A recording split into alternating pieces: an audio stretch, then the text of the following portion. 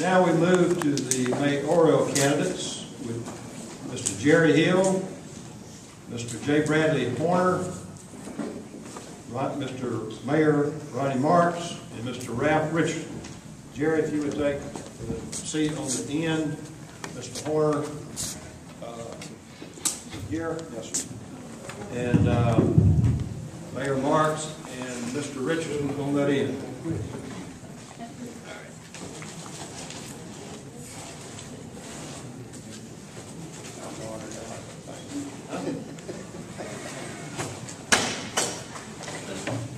This may require the wetting of the tongue. Thank you.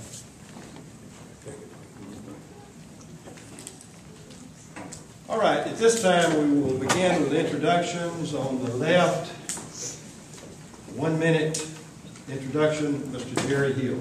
Yes, good evening. My name is Jerry Hill, and I'm a candidate for the mayor. I've lived in Athens all my life, except for the 20 years I spent in the military. My wife is Bridget. We have 3 children and 4 grandchildren, and we've got a great on the way, so we're looking forward to that. But like I say, with the exception of the 20 years that I spent in the military, we have lived here in Athens. Athens is our hometown. We love our hometown and its people. And that's the reason I'm seeking to be your mayor. I know that we've got problems that need resolved within our city, and our plans are to try to do just that. So I look forward to next Tuesday when the election's over with, and if I win that election, I'll be ready to go to work. Thank you. Thank you. Mr. J. Bradley Horner, 1 minute introduction. Good evening, y'all. Thank y'all for coming out. I've had a great campaign. We have created a lot of momentum in this opportunity. I want to thank my wife, Rachel, and for showing up today. She's healing from surgery, and I'm very thankful for her as a mother to our 2.5-year-old daughter. She gives us a lot of activity, a lot of fun, and a lot of enjoyment. I was born in Gary, Indiana, and home of Michael Jackson, for those of you that are trying to figure out where that is. I was raised in Indianapolis, Indiana by my parents. I've traveled the whole world. I've been to Kenya and all the surrounding countries there, been to Central America. But this is where we choose to raise our family, right here in Athens. This is what we believe in. This is home to us. I went to Ball State University. I studied business and music. I'm anxious to know what else is going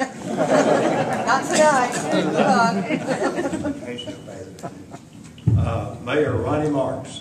Wow, how good is this? We're living in a democracy, folks. We've got the right and the belief to be here tonight and to be a part of a democracy. There are people fighting and dying all over the world for this right here that we're doing tonight. I'm William R. Ronnie Marks. It's a great privilege for me to be here and serve as your mayor. It's a great honor. I love this city. Sandra and I have been married for 44 years. I'm 68 years old and have lived here all my life in Limestone County in Athens. We have 2 beautiful children, and we have 3 grandchildren. I've been mayor since November of 2010. Took the place of former Mayor Dan Williams, who was elected to state representative. Prior to that, I served as 8 years on the city council. Also served on the city council from 1982 to 1986. 1986 to 1996, I served on Athens Limestone Board of Trustees. Thank you. Thank you. Mr. Ralph Richardson, 1 minute introduction. First, I would like to say good evening to the audience, Lawyer Boxhill, and my other constituents that's challenging me, and I'm challenging them for the office of mayor. I was born and raised in this city. Lawyer Boxdale, you know where I was born, right there on Baker Street, right up from the White House School. And I have ran for the office of mayor in the past. And that's a lot of stuff Mr. Bruce has been done to me. You know, you can't do no sign advertising. But that's okay. And I'm gonna say this and I'm gonna shut up. I'm seeking the mayor's office. And the glove don't fit, but I'm gonna quit. Thank you, sir. All right, now we will go to the first question, beginning with Mr. Jerry Hill. The Limestone County NAACP recently asked city leaders to do more in terms of hiring minorities for open positions. As an elected official, what would you do to ensure that the city fosters an environment of inclusion and exhibits a diverse workforce? Well, I certainly believe that we need a diverse workforce. Coming from working with the government had ways that they could recruit minorities. Of course, here I think we've got some limits on what we can do. We believe in equal rights for all.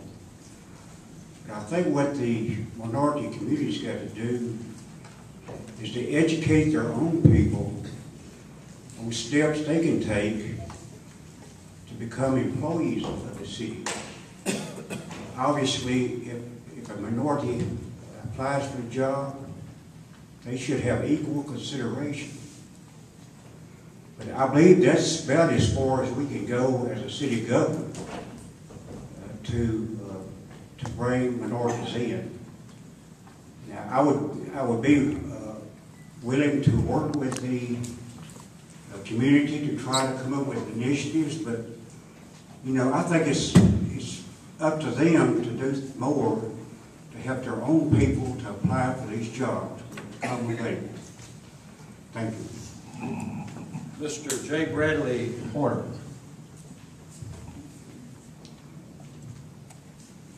When we consider this minority, non-minority issue, there's a point that comes into play that I have to say that I contend. And that is, I believe in equal opportunity, but not equal results.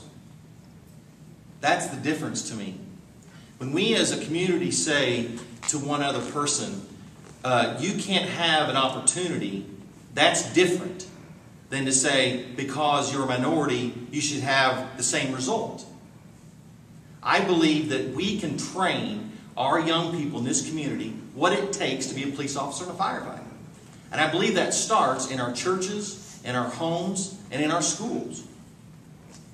That comes when, and I've had this conversation with some on the police force, that comes when we take the police officers into the schools, into the communities, and we say, if you want to be a police officer when you grow up, this is what it takes. You can't be arrested before you're 18 years old or after you're 18. You can't go house to house slinging drugs. Those are the opportunities we have for our community to allow them an equal opportunity. Thank you, sir. Mayor Marks. Yes, thank you for that question. I take this issue very serious. This is not an issue that any of us take lightly. We have expanded our search. We've expanded our efforts to the Human Resource Department. We have gone to many universities and many communities throughout. We have actually asked members, very close friends of mine in the black community, to look, to go through the churches, actually ask and look at ways to get other people involved. I recently announced after several months that we are looking to form a youth commission. Folks, we've got a wide gap in government today. And that wide gap is our young people don't understand what we're all about. And I think we've got to educate them. I think we've got to bring them on board. And I commit that we need to start with 9th, 10th, 11th, 12th grade kids. We need to educate them about city, county, and state government. We need to educate them about the opportunities of this town. We are 340 employees strong. We're almost the third or fourth largest industry in the city of Athens and in Limestone County. This is big business. We need to look at the diversified workforce, and we should not look at lowering any standards for this. And I will contend to the day I leave here, this will not be a race issue. Okay. Mr. Ralph Richardson.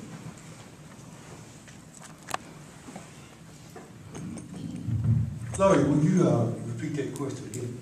Yes, sir. If I can find it, Ralph. The Limestone County NAACP recently asked city leaders to do more in terms of hiring minorities for open positions. As an elected official, what would you do to ensure the city fosters an environment of inclusion and exhibits a diverse workforce? I thought that's what I heard. I always thought, Yes, sir. I have took geographical surveys of the city police department.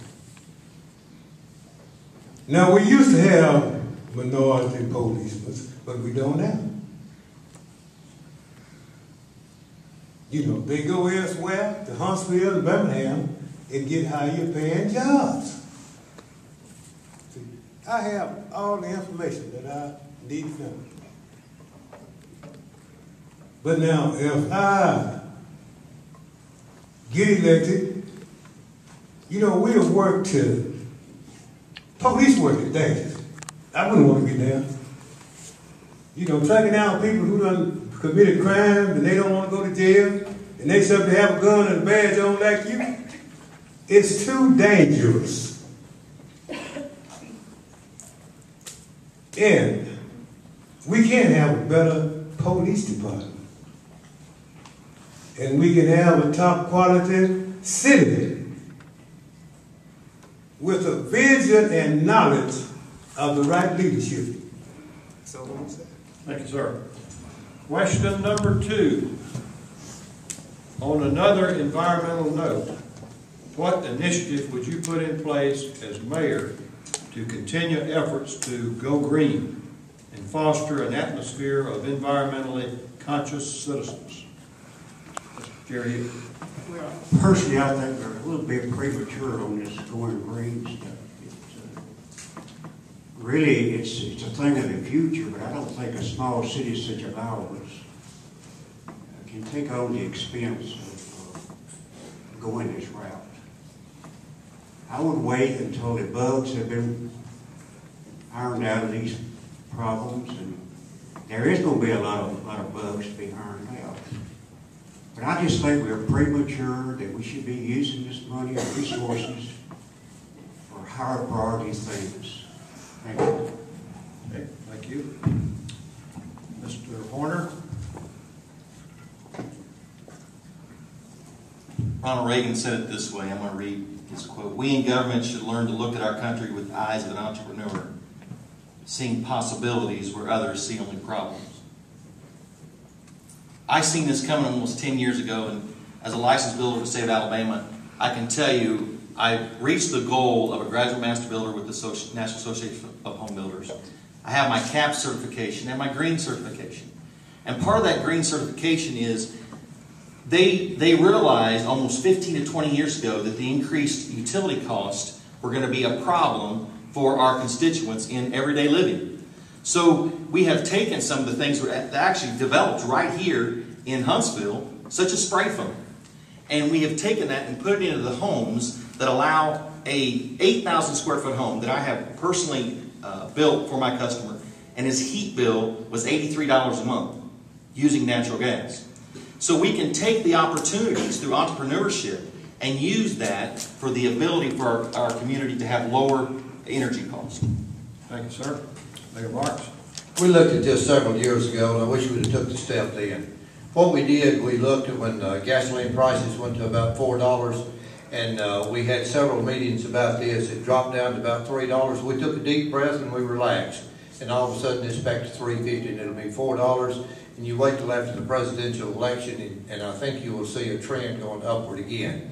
We can run compressed natural gas, ladies and gentlemen, on $1.40 per gallon. $1.40 per gallon.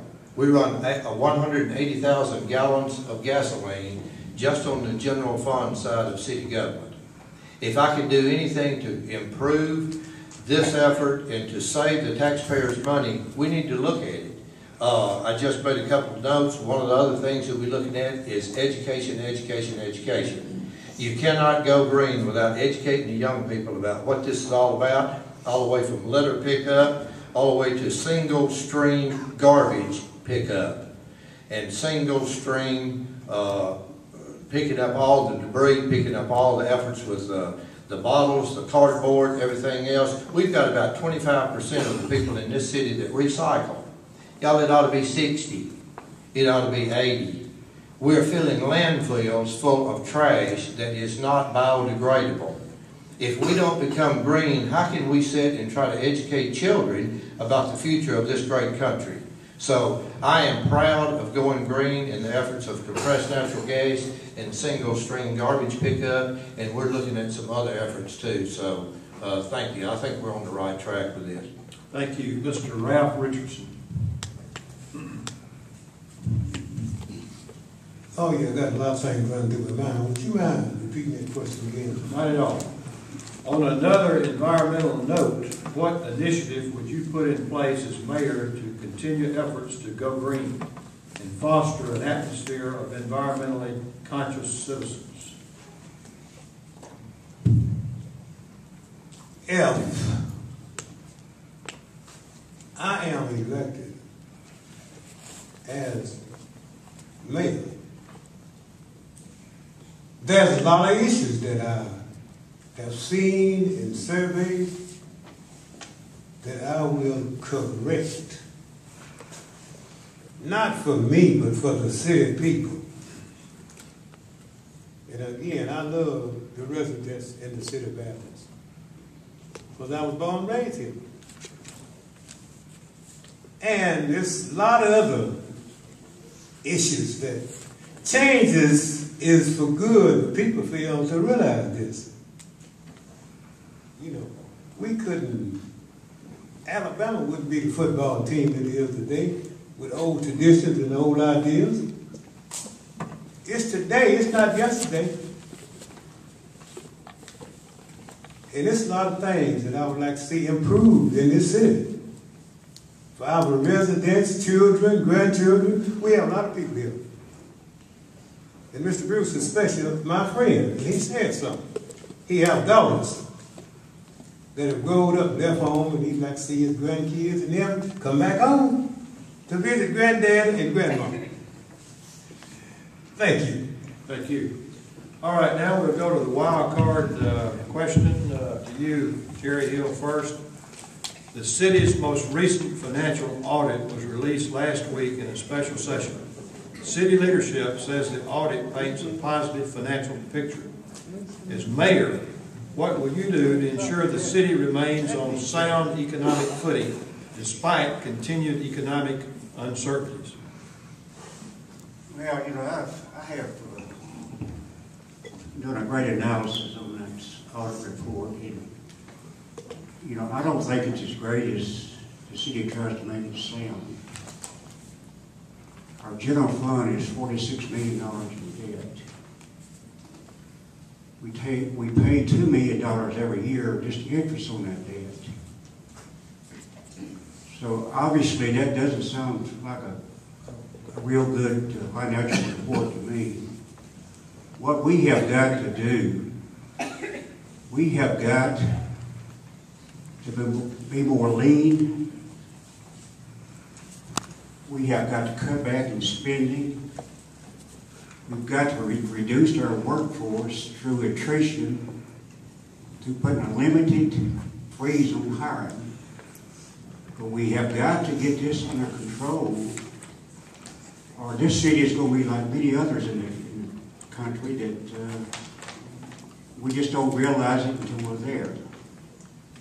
But it's hard to convince people that spending more money is not necessary when you can't see the end results.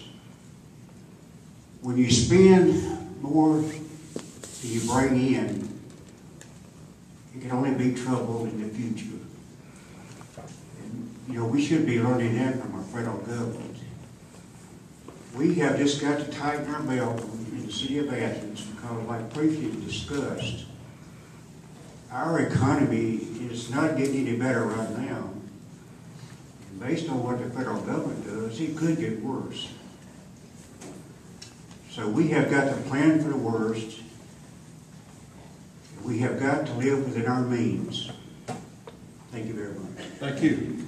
Wild card question to you, Mr. Horner.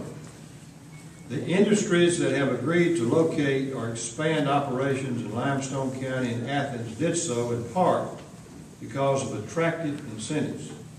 Both city and county officials agreed to offer tax breaks to companies like Steelcase and Carpenter Technology. In your opinion, should the city find new means to attract businesses that doesn't offer tax revenue, or should the city offer even more incentives in the name of attracting new industry?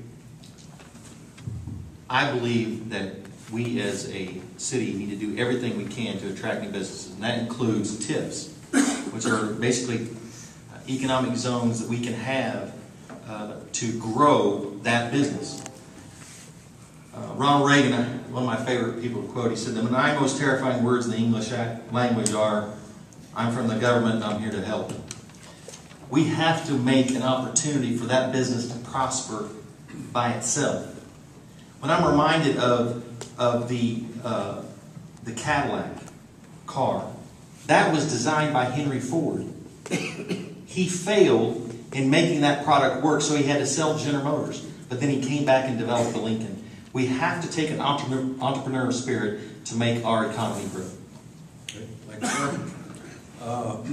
Mayor Marks, wild card question. Huntsville has ambitious plans to develop thousands of acres of annexed property in southern Limestone County. The addition of more rooftops, businesses, and a potential industry could have a significant impact on Athens' economy. What specific steps would you take as an elected official to work together to deal with the economic impact from Huntsville's growth plans? Yeah, thank you. That is a critical issue in the future of this city. I don't want us to wake up one day and be like Madison, Alabama, and be surrounded by Huntsville, Alabama. It's very serious. We had an opportunity probably 30 years ago to look at metro government. We didn't have the foresight to see that. I regret that at this time. We have about 39,000 square miles that's in Limestone County. The city of Huntsville right now, inside the city limits, I'm sorry, the city of Huntsville right now has 36,000 square miles in Limestone County. This is an issue. If anyone here thinks that they ever plan to stop marching westward, it's not going to happen. We have to protect all the crossroads. We need to protect the Tanner Exchange. We need to protect the I-65. We need to look at recruiting retail and industries in those areas. And so we've made all the efforts that we can. We'll work with the city and the county and Tom Hill that's sitting in the back of the room to try to look at expanding all of our retail and industrial sites here. We are developing, we bought another 138 acres of property north of the utility building in a joint agreement with the county commission to expand our industrial base. We're trying to bring jobs into here. Jobs feeds families. That makes this the place to work, to worship, to play, and to educate our children. That's what we need to be all about. And I've been in the trenches from Vietnam with Governor Riley, Hurricane Katrina, and all the hurricanes that hit last year. We are in the trenches against Madison and Huntsville, Alabama, and we will do everything that we can to try to hold this off to ensure that we have the revenue stream to protect our city government, with particularly with police, fire, and utility work. Thank you. Thank you. All right, the last question of the evening is addressed to Mr. Ralph Richardson. If the U.S. Department of Justice approves legislative redistricting plans, Limestone County would be represented in Montgomery by 8 people, only one of which, Representative Dan Williams, resides in Athens. What will you do to ensure the interests of Athens are given just as much consideration as those of Huntsville, Madison, and Decatur? Thank you, Attorney. I've had the privilege to visit Birmingham District, Mobile, Montgomery. I see a degree of growth in those cities. And where does growth come from and develop from?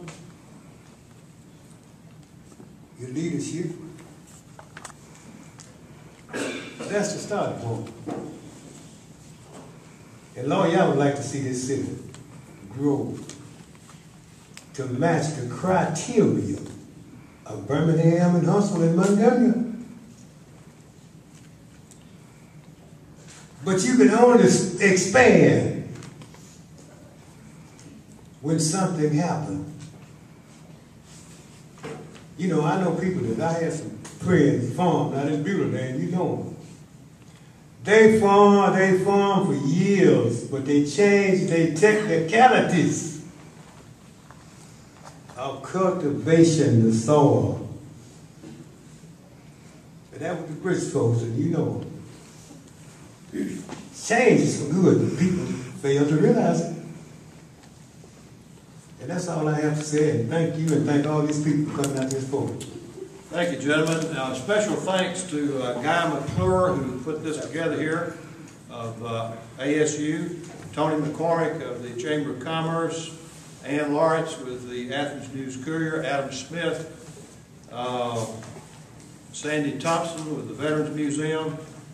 All these people made this possible, and of course to all the candidates who had the guts to get up here and reveal them.